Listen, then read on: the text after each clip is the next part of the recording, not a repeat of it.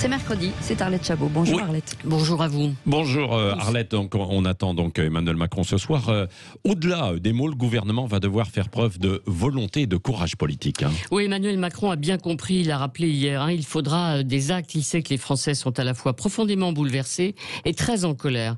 267 victimes du terrorisme depuis 2012. Alors il faut des actes évidemment, mais aussi grave que l'inaction serait l'annonce de mesures spectaculaires mais totalement inutiles et non suivies des faits.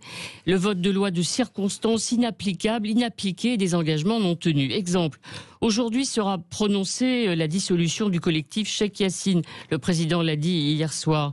C'est le nom du chef spirituel du Hamas, fondé par Sifreoui, la fameuse personnalité islamiste bien connue et très impliquée dans l'assassinat du professeur de Conflans-Sainte-Honorine. Alors oui, ce comité d'ailleurs aurait dû être dissous depuis sans doute très longtemps. Mais le gouvernement pourra-t-il dissoudre comme il le veut d'autres associations? On pense au collectif contre l'islamophobie ou l'ONG Baraka City. Manuel Valls, Premier ministre, s'était intéressé lui-même de près à cette organisation et avait dû renoncer au combat faute de base juridique. Il n'y aurait rien de pire qu'un décret adopté au Conseil des ministres et annulé ensuite par le Conseil d'État. Preuve d'impuissance, une nouvelle de l'État face à l'islamisme.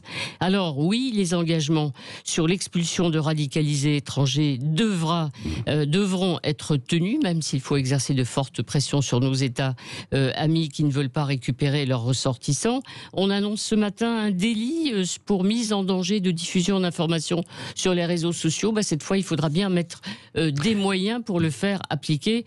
J'ajoute une chose, oui, il faut revoir le droit d'asile parce qu'aujourd'hui, les conditions d'attribution sont totalement floues, incroyables, pas seulement pour cette famille de Tchétchènes, mais dans ce pays, on accueille une fois les victimes, une fois les bourreaux qui vivent demain dans les mêmes quartiers. Oui, en conclusion, Arlette Chabot, entre cette guerre à l'islamisme là, et puis on verra ce que ça va donner. On a vu hier qu'il n'y avait pas d'unité nationale forcément d'ailleurs à l'Assemblée, plus la crise sanitaire qui dure.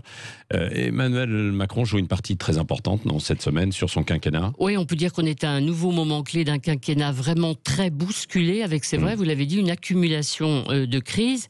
Emmanuel Macron, effectivement, est bien seul, sans unité nationale, poussé par des républicains qui le pressent de prendre des mesures fortes qu'ils n'ont pas prises quand ils étaient eux-mêmes au pouvoir.